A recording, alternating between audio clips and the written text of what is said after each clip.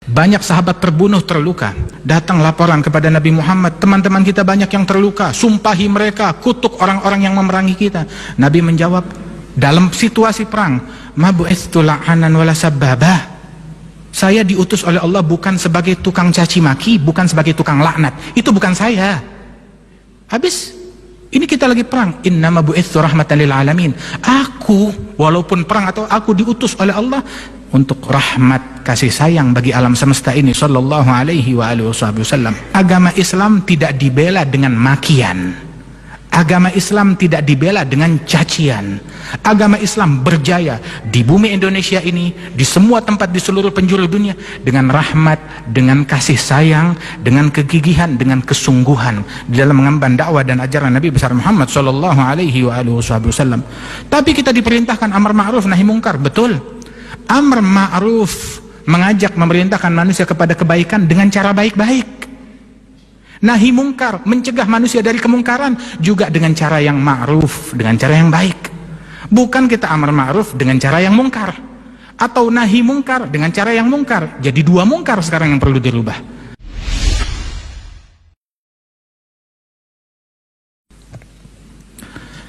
Assalamualaikum warahmatullahi wabarakatuh.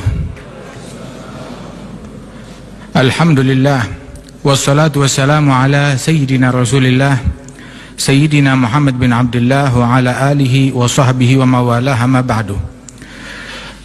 Kita bersyukur kepada Allah subhanahu wa ta'ala pada malam hari ini, malam 12 Rabi'il Awal, malam kelahiran Nabi Muhammad sallallahu alaihi wasallam. Kita berkumpul di tempat ini, Istana Kepresidenan di Bogor. Kita doakan Bapak Presiden Republik Indonesia, Bapak Insinyur Haji Joko Widodo, insya Allah diberikan kesehatan, afiat. Begitu juga segenap para petinggi negara, lembaga tinggi negara, para menteri, para perwakilan negara-negara asing, para duta besar, dan semua para hadirin, para hadirat, dan adik-adik kita, anak-anak yatim yang hadir tengah-tengah kita di sini. Masya Allah, mereka mendapatkan tempat duduk di depan. Masya Allah, di depan dari duta besar, di depan daripada pejabat-pejabat tinggi negara. Mengapa? Mengapa? Dimuliakan anak yatim semata-mata karena mereka mengingatkan kita kepada Nabi Muhammad. Rasulullah SAW terlahir ke alam dunia ini dalam keadaan yatim. Ayahnya telah meninggal dunia, sallallahu alaihi wasallam. Sehingga karena setiap kita melihat anak yatim mengingatkan kita akan yatim yang paling mulia di alam semesta, Nabi besar Muhammad sallallahu alaihi wasallam, yang mana Rasulullah datang membawa rahmat dan kasih sayang kepada anak-anak yatim, kepada janda-janda yang lemah, kepada fakir miskin, kepada semua orang, didasari dengan rahmat dan kasih sayang. Sehingga Allah subhanahu wa ta'ala saat memberikan misi kepada Nabi Muhammad, misinya misi rahmat.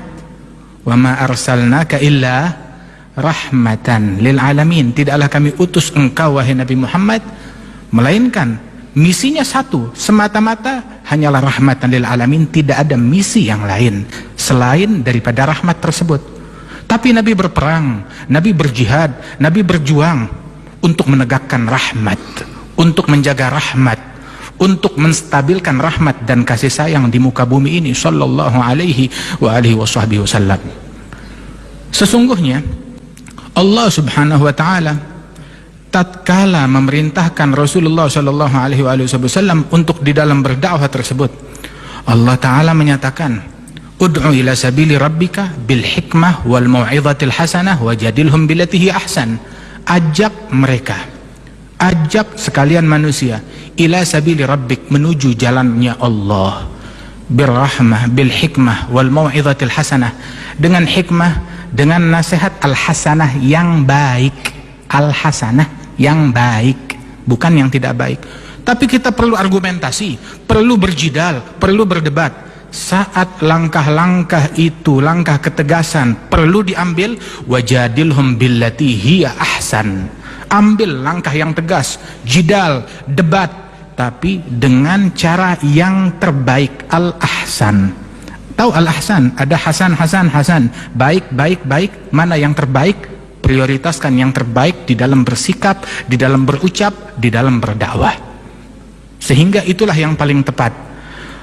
Allah Ta'ala menyatakan, fabima rahmatin minallahi linta lahum walau kunta faddan ghalidhal qalbi lam faddu min hawlik. Sesungguhnya dengan rahmat Allah engkau bersikap lemah lembut dan kasih sayang kepada mereka.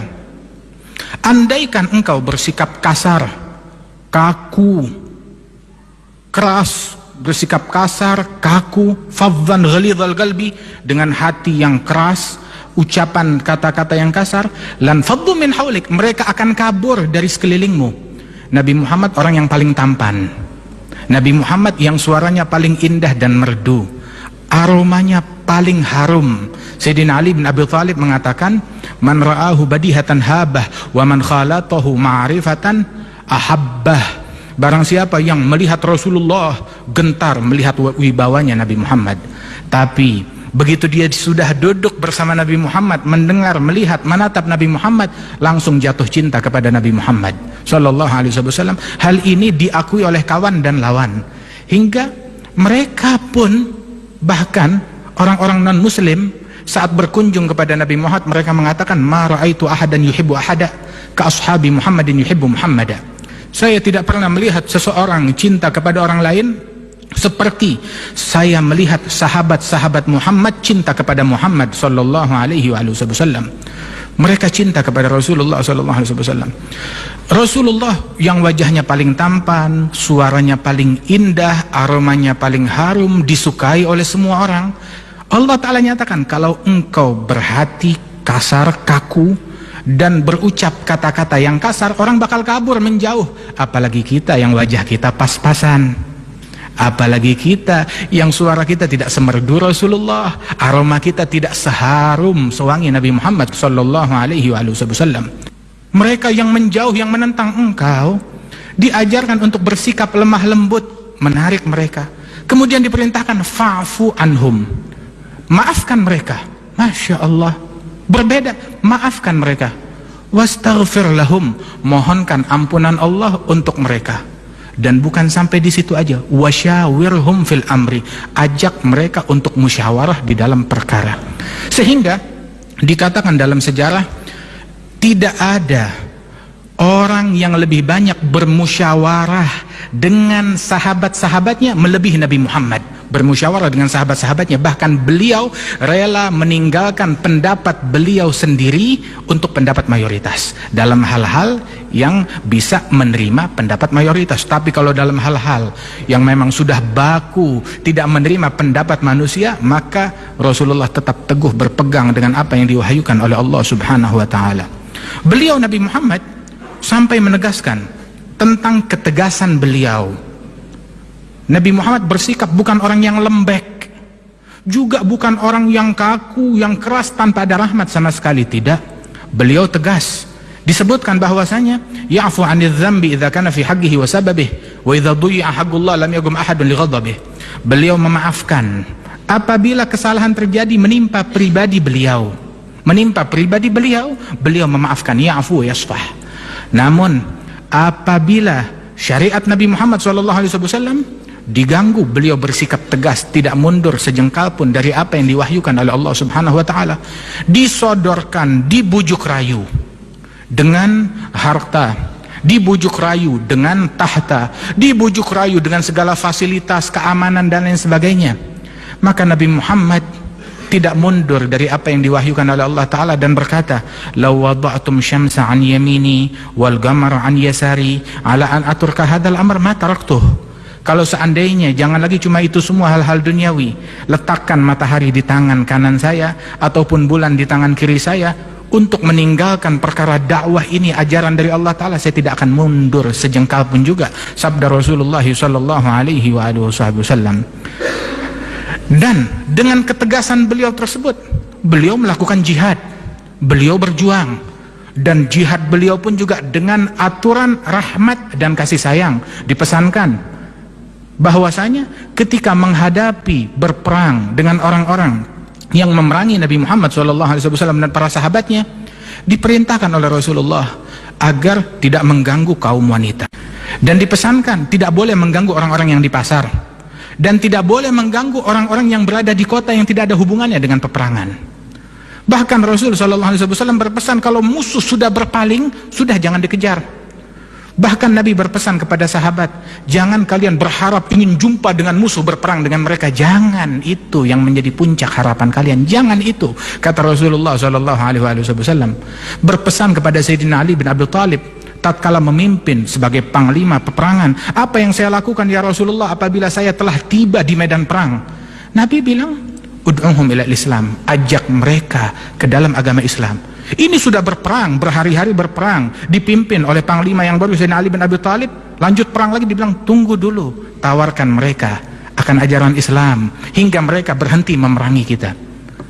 Kemudian Rasul berpesan, wallahi la ayyahdiyallahu bika rajulan wahidan khairun laka min humrin na'am. Demi Allah, engkau mengajak satu orang ke jalan hidayat lebih baik daripada engkau bawakan aku rampasan perang, harta yang banyak, ataupun kekuasaan dari sebuah negeri. Itu bukan itu yang saya cari, tapi saya ingin semua orang dapat hidayat, kata Rasulullah Shallallahu Alaihi Wasallam. Di dalam medan pertempuran tatkala berjihad, banyak sahabat terbunuh, terluka. Datang laporan kepada Nabi Muhammad, teman-teman kita banyak yang terluka, sumpahi mereka, kutuk orang-orang yang memerangi kita. Nabi menjawab dalam situasi perang, ma bu'istu la'anan wala sabbaba. Saya diutus oleh Allah bukan sebagai tukang caci maki, bukan sebagai tukang laknat. Itu bukan saya. Habis ini kita lagi perang, innama bu'istu rahmatan lil alamin. Aku walaupun perang atau aku diutus oleh Allah untuk rahmat kasih sayang bagi alam semesta ini, sallallahu alaihi wasallam. Ada satu sahabat, dia minum minuman keras, kemudian dihukum. Setelah dihukum, terulang kejadian, dihukum lagi dengan hukum yang berlaku sampai 3 kali, dihukum lagi, tertangkap, dihukum. Beberapa sahabat yang lain kecewa dan marah, ini orang dihukum berkali-kali dia tidak jerah. Orang ini pantas untuk dilaknat, semoga dilaknat oleh Allah. Maka Nabi mendengar ucapan tersebut, Nabi marah. Nabi menegur orang ini, la takun lisyaitan aunan ala akhik. Jangan kamu membantu syaitan di dalam membuat saudaramu makin jauh dari Allah Subhanahu wa taala. Dia dikuasai oleh nafsunya, terkena minuman keras. Jangan kamu membuat dia makin hanyut, makin ikut dengan syaitan, tarik ke dia. Nabi berpesan, unsur akhaka zaliman atau mazluman, bantu saudaramu baik dia dalam keadaan zalim, jahat, ataupun mazlum, terzalimi, dijahati, bela dia. Sahabat bilang, kami membela saudara kami kalau dia dijahati, dizalimi, ditindas. Tapi kalau dia menindas, dia menjahati, dia zalim, belanya bagaimana? Nabi bilang, dengan mencegah dia daripada kejahatan tersebut. Itu yang dipesankan oleh Rasulullah Shallallahu Alaihi Wasallam. Sehingga Nabi bilang, jangan engkau maki dia, sesungguhnya dia tetap cinta kepada Allah dan Rasulnya. Artinya tidak melulu orang yang berbuat jahat hanya ada kejahatan pada dirinya tanpa ada nilai kebaikan sama sekali. Bukan, tidak bijaksana pikiran semacam ini. Tidak semua orang yang jahat berarti 100% jahat, tidak. Tapi pasti ada nilai kebaikan yang ada pada diri orang tersebut. Ada satu orang datang kepada Rasulullah di tengah majelis, ya Rasulullah, saya minta izin. Izin apa? Izinkan saya mau jalankan semua syariat Islam. Cuma saya izin satu, izinkan saya untuk berzina. Ini kalau di majelis kita ada orang macam begitu, tengah-tengah majelis agama, tahu-tahu bilang saya izin berzina. Apa yang terjadi? Mungkin kita pukuli, atau kita marah, kita maki, kurang ajar, tidak menghargai majelis. Tidak. Nabi malah mengatakan, kemari, mendekatlah. Didekatkan orang tersebut sampai betul-betul dekat di hadapan Nabi Muhammad. Nabi bertanya, apakah engkau rela seseorang berzina dengan ibumu? Dia bilang, saya tidak rela, kurang ajar itu. Apa engkau rela ada orang berzina dengan istrimu, atau anak perempuanmu, atau adik perempuanmu? Disebutkan keluarga perempuan yang satu persatu, dan dia berkata, saya tidak rela. Nah begitu juga kalau engkau ingin berzina, bukankah wanita yang engkau ajak berzina, mungkin dia itu ibunya seseorang, anaknya seseorang, istrinya seseorang, keluarganya seseorang. Sebagaimana engkau tidak rela, mereka pun juga tidak rela. Maka masuk ke akal orang tersebut. Dia bilang, betul ya Rasulullah, sekarang saya taubat. Tapi didikan Nabi belum selesai sampai di situ. Nabi bilang, mendekatlah lagi. Sampai betul-betul dekat di hadapan Rasul. Rasulullah meletakkan telapak tangan beliau di dada orang itu. Itu orang berkata, wallahi, demi Allah, tidaklah Nabi Muhammad mengangkat telapak tangannya dari dadaku, melainkan tidak ada kejahatan yang lebih aku benci daripada perbuatan zina. Hilang, luntur kecintaan kepada perzinaan dari dalam hatiku ini, berkat doanya Rasulullah sallallahu alaihi wa alihi wasallam. Wahakala Nabi sallallahu alaihi wasallam, waktu ada seorang wanita, dia mengaku, ya Rasulullah, saya berbuat zina, tolong hukum saya. Maka Nabi berkata, kamu hamil, ya tunggu sampai hamilmu selesai. Sudah selesai melahirkan, dia datang kepada Rasulullah, ya Rasulullah, sudah selesai kehamilanku, susui sampai 2 tahun. Udah selesai menyusui, ya Rasulullah, sekarang tolong dirikan hukum Allah kepadaku. Didirikan hukum Allah. Saat didirikan hukum Allah, ada beberapa orang berkata, orang ini, wanita ini bagaikan seekor anjing yang dihukum. Nabi marah, menegur, tahu apa engkau?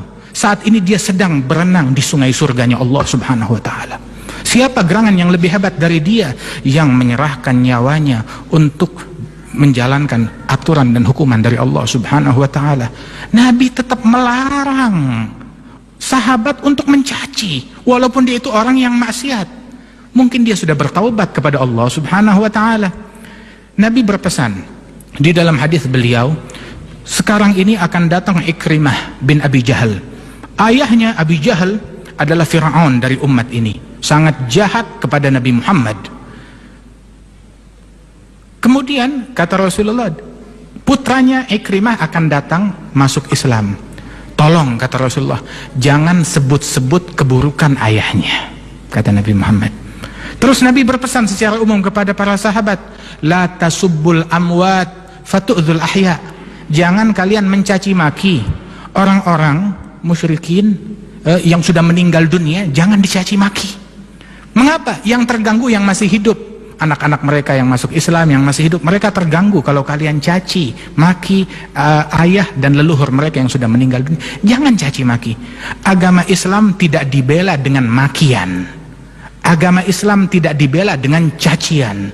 Agama Islam berjaya di bumi Indonesia ini, di semua tempat di seluruh penjuru dunia, dengan rahmat, dengan kasih sayang, dengan kegigihan, dengan kesungguhan di dalam mengemban dakwah dan ajaran Nabi besar Muhammad sallallahu alaihi wasallam. Tapi kita diperintahkan amar ma'ruf nahi mungkar, betul. Amar ma'ruf, mengajak, memerintahkan manusia kepada kebaikan dengan cara baik-baik. Nahi mungkar, mencegah manusia dari kemungkaran juga dengan cara yang ma'ruf, dengan cara yang baik. Bukan kita amar ma'ruf dengan cara yang mungkar, atau nahi mungkar dengan cara yang mungkar. Jadi 2 mungkar sekarang yang perlu dirubah. Tapi kita amar ma'ruf dengan cara yang ma'ruf, nahi mungkar dengan cara yang mungkar. Kita dakwah, menjalankan ajaran Nabi. Siapa yang kita contoh? Nabi Muhammad. Qul hadhihi sabili, katakan wahai Muhammad, ini jalanku, ini jalannya Rasulullah, caranya Nabi, metodenya Nabi. Apa jalannya Nabi, kita ikuti.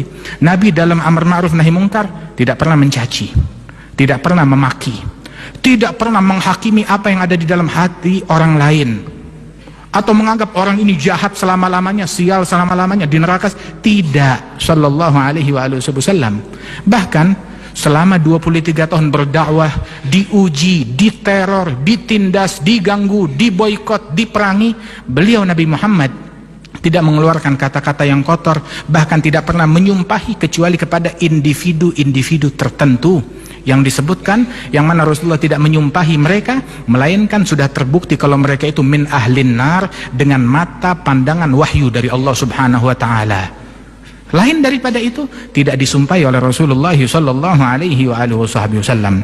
Rasul sallallahu alaihi wasallam bahkan mengajarkan di dalam ketegasan beliau, di balik ketegasan juga dengan rahmat dan kasih sayang beliau, Rasulullah berjihad, Rasulullah berperang, Rasulullah gigih berdakwah siang dan malam. Kemudian juga Rasul sallallahu alaihi wasallam juga menunjukkan rahmat dan kasih sayang, keindahan Islam di dalam semua perilaku beliau.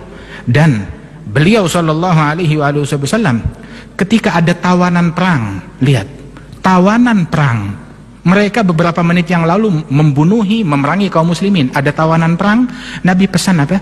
Istausu bil asiri khaira. Saya pesan, perlakukanlah tawanan dengan baik-baik. Hingga tawanan perang di kota Madinah, mereka mendapatkan jamuan makanan yang paling istimewa. Mendapatkan jamuan makanan yang paling istimewa. Kita membaca ayat di dalam Al-Quran, Allah memuji sekelompok manusia dari ahli baitnya Nabi Muhammad, yut'imuna at-ta'ama ala hubbihi miskinan wa yatiman wa asira. Orang-orang yang memberikan makanan kepada orang miskin, anak yatim, dan tawanan perang non muslim, dia beri makan. Sayyidina Ibrahim, dia tidak mau makan kecuali bersama tamu. Berjalan 1 kilometer, 2 kilometer, 3 kilometer mencari tamu, ngajak mereka makan.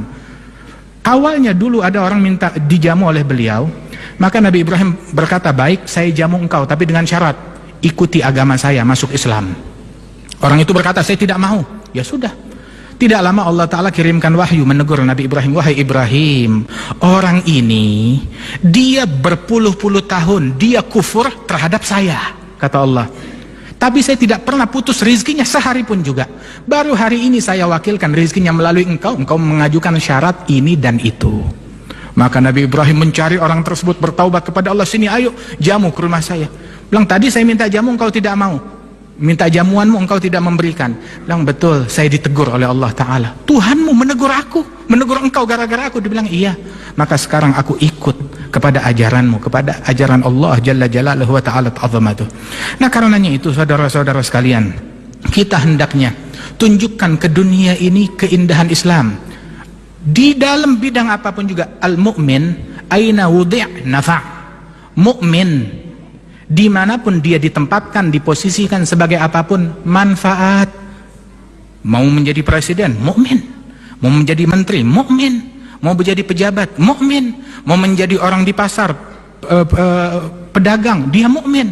Sebagai mukmin dimanapun dia memberikan manfaat kepada semua, memberi, membantu, menunjukkan keindahan Islam di dalam profesi apapun yang dia miliki. Angkat citra Islam, bukan menjatuhkan citra dan agama Islam ini. Disebutkan bahwasanya Syekh Mutawalli Asy-Sya'rawi yang di Mesir itu rahimahullah, beliau pernah berdialog dengan salah seorang tokoh yang ekstrim begitu, yang mana orang ini kalau ada yang tidak sependapat dengan dia atau beda aliran, beda agama, dia ledakkan, dibunuh, diledakkan. Berdialog, berargumentasi.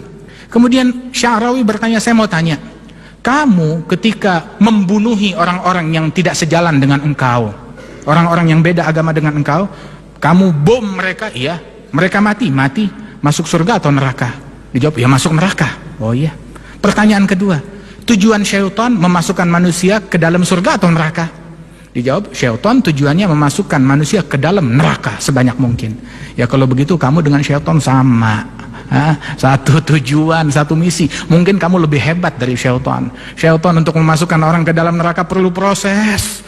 Itu orang sholat panjang lebar bertahun-tahun, begitu dibikin tidak ikhlas, dibikin riya, dibikin ujub, dibikin makan yang tidak baik, hingga akhir hayatnya masuk neraka. Perlu proses panjang lebar. Tapi ini dia lebih hebat, lebih pinter. Sekilas langsung memasukkan orang ke dalam api neraka, tidak. Nabi Muhammad diutus untuk mengevakuasi manusia sebanyak mungkin dari neraka ke dalam surganya Allah Subhanahu wa Ta'ala. Lemah lembut dalam segala hal. Ada satu orang, ini terakhir, satu orang berkata kepada Khalifah Harun Ar-Rashid, Khalifah Harun Ar-Rashid bilang, wahai Harun Ar-Rashid, wahai Khalifah, wahai Sultan, saya mau memberikan nasihat kepada Sultan, tapi terima, maaf, nasihat saya kasar, terima. Maka Harun Ar-Rashid berkata, kalau nasihat kamu kasar, lebih baik kamu diem. Loh kenapa? Kamu tidak mau terima? Terus terang, Allah mengutus orang yang lebih baik dari engkau kepada orang pemimpin yang lebih jahat dari saya. Dan Allah berpesan, gula lahu gaulan layyina la'allahu yatadzakkaru aw yakhsha.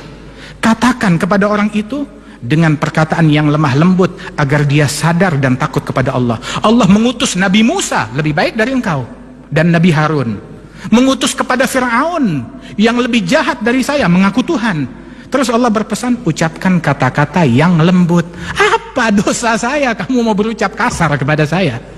Ucapkan perkataan yang lembut, yang santun, sebab kelembutan tidak diletakkan dalam sebuah perkara, melainkan akan menjadi mahkota menghiasi perkara tersebut. Tapi perkara sebagus apapun kalau kasar, tidak baik, tidak ada rahmat di dalamnya, maka tidak akan bisa diterima di dalam hati masyarakat. Mudah-mudahan Allah Ta'ala berikan keberkahan kepada kita sekalian. Ya Allah Ta'ala, jadikan kita peneladan sejati terhadap Nabi Muhammad. Para pemimpin kita insya Allah dapat meneladani Rasulullah. Kemudian juga para ulama kita meneladani Rasulullah. Para bangsa, para masyarakat kita semuanya meneladani Rasulullah Sallallahu Alaihi Wasallam. Keluarga kita semuanya meneladani Nabi Muhammad Sallallahu Alaihi Wasallam. Solusinya satu, solusinya Nabi Muhammad Sallallahu Alaihi Wasallam. Begitu. Kalau kita beranggapan saya nggak ketemu solusi pada diri Nabi Muhammad, ya mungkin salah kami ulama-ulama yang kurang pandai mencerminkan Nabi Muhammad Sallallahu Alaihi Wasallam.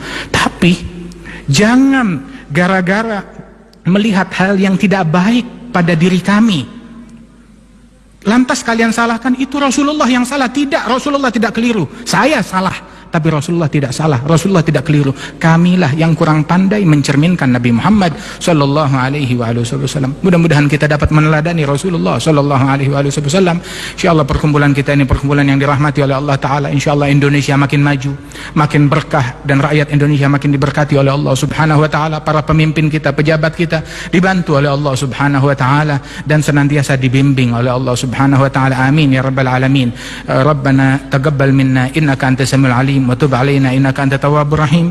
Rabbana atina fid dunya hasanah fil akhirati hasanah wa qina adzabannar. Wa sallallahu ala sayyidina Muhammad wa ala alihi wasallam. Alhamdulillahirabbil alamin. Assalamualaikum warahmatullahi wabarakatuh.